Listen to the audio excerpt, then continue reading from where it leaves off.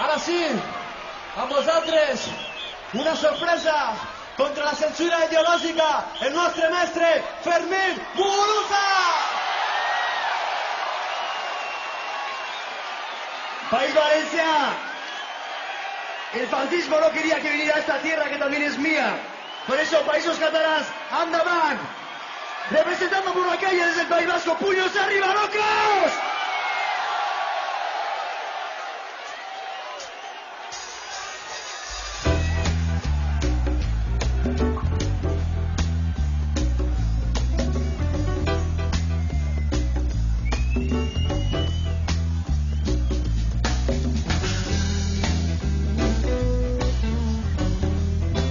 Bueno, para toda esta gente que desde hace 20 años, con Cortato que estuvo aquí en Valencia, con Evo Borriak, con los Duter y Ricatea, con Dan Manifest, y ahora aquí también con los Sobrin Paz, contra el fascismo, todo el mundo adelante. ¡Yeah!